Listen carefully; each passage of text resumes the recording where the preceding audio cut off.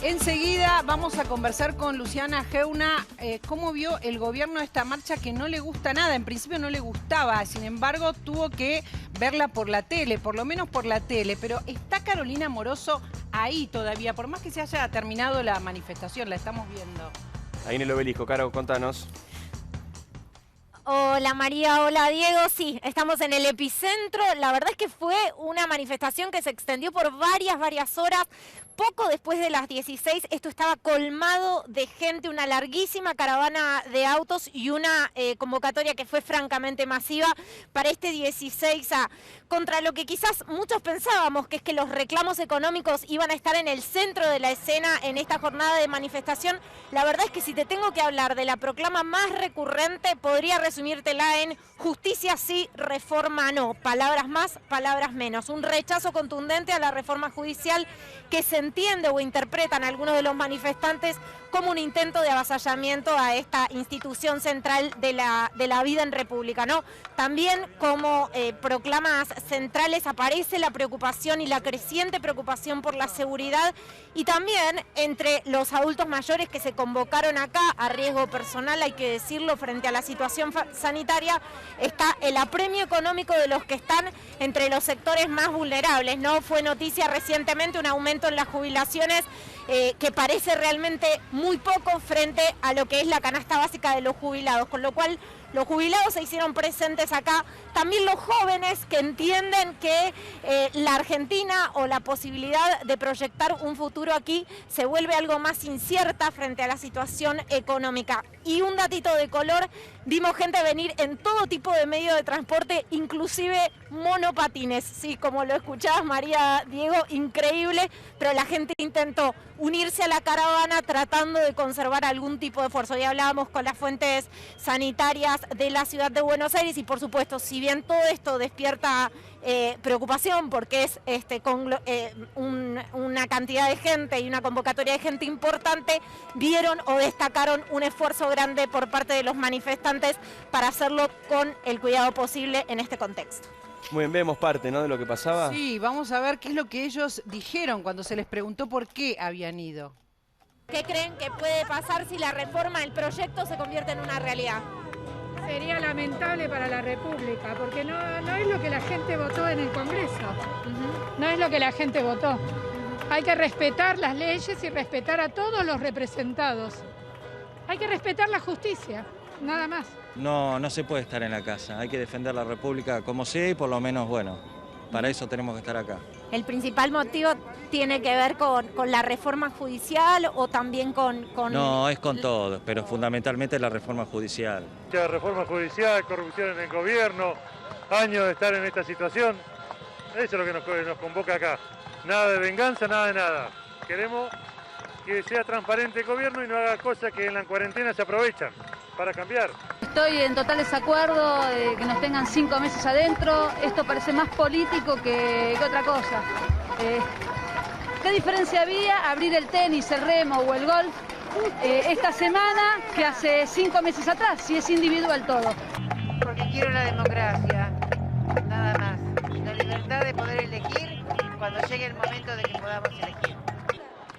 Por la independencia de los 3 poderes y que no sigan robando a los jubilados y a todo, que se bajen ellos los sueldos. Muchas gracias. Sería más equitativo.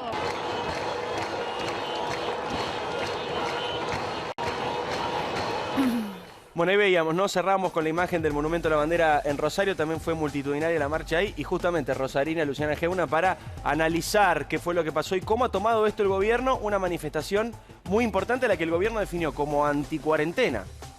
Sí, así es, Diego. Y hay algo que es, si querés, esta es la continuación de manifestaciones anteriores, como la del 9 de julio pasado con un banderazo. Y en esa continuación lo que se ve es cada vez más gente. Y por eso se puede abrir una alerta en el gobierno que no van a reconocer públicamente. La única manifestación pública del gobierno fue Santiago Cafiero, que dijo: perdón a los trabajadores de salud por no haber podido evitar esta manifestación, casi una ironía si querés, pero centrándose, y esto es lo que vamos a escuchar, en el riesgo sanitario de la gente que sale a la calle y si querés, tratando de correr de la cancha lo que tiene que ver con los reclamos, sobre todo algo que fíjate cómo marcó la cancha y abrió, si querés, o encendió esta disparidad, esta grieta que existe en Argentina, que es la reforma judicial. Digamos, el hecho de que el gobierno en este contexto haya mandado la reforma potenció muchísimo los reclamos de la gente, que como decía Caro hace un ratito, vos esperabas que te hablen de economía, a lo mejor de la cuarentena, mucho de inseguridad, pero el centro estaba en la demanda o en la sospecha por esta reforma judicial.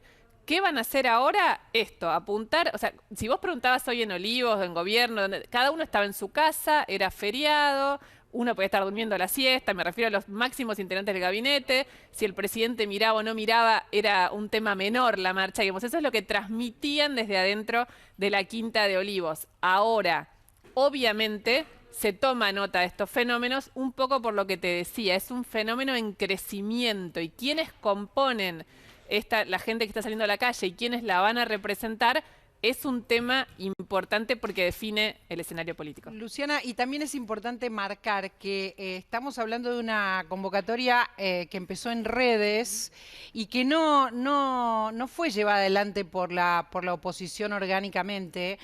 Hay muchos dirigentes de la oposición, como Morales o como Larreta, que no estaban de acuerdo.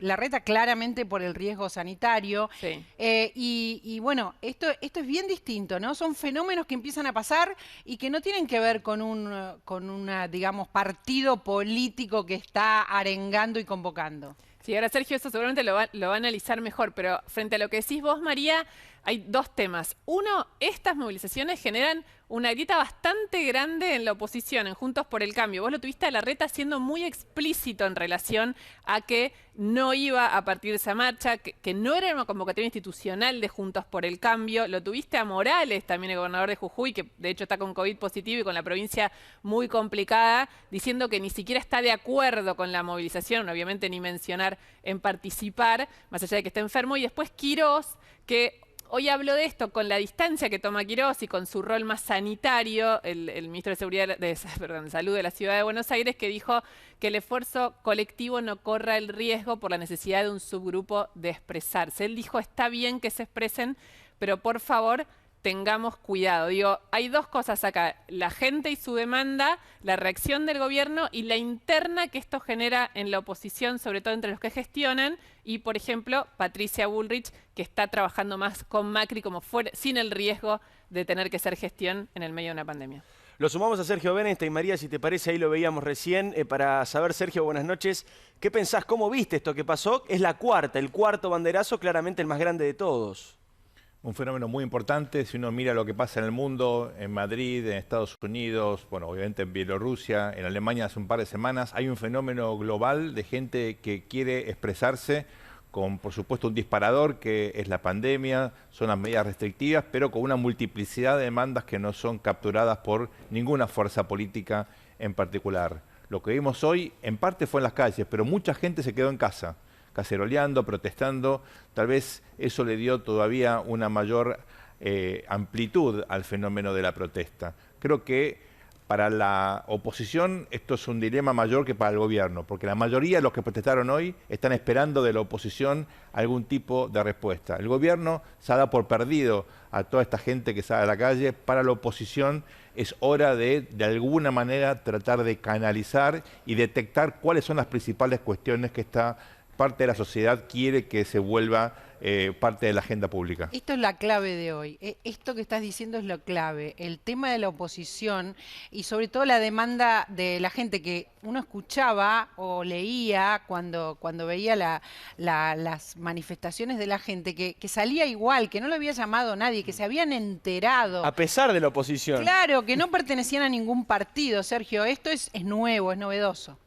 Sí, es muy sano también porque pone de manifiesto que la sociedad civil está viva, que la ciudadanía se manifiesta, que no necesita que haya líderes para salir a la calle. Pero desde el punto de vista político, ¿cómo construís poder con esto? Solamente con instituciones, mediante el voto, con partidos o coaliciones que puedan canalizar esta demanda.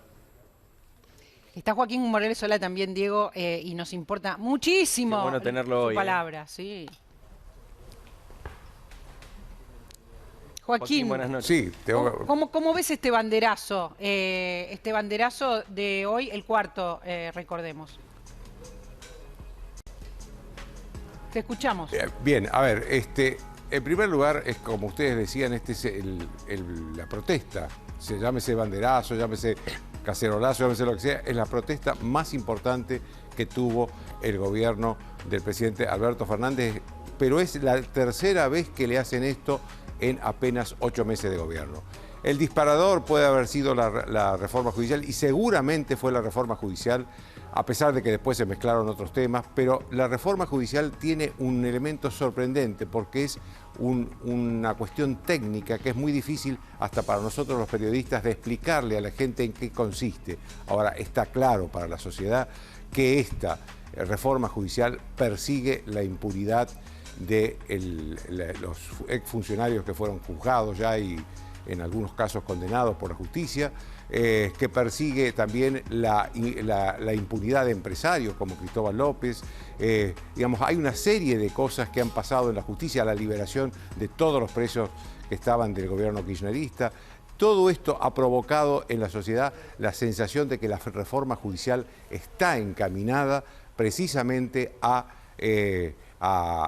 buscar impunidad y en algunos casos también venganza. Yo creo que es muy destacable que la sociedad se haya pronunciado en esta proporción, que lo ha hecho hoy.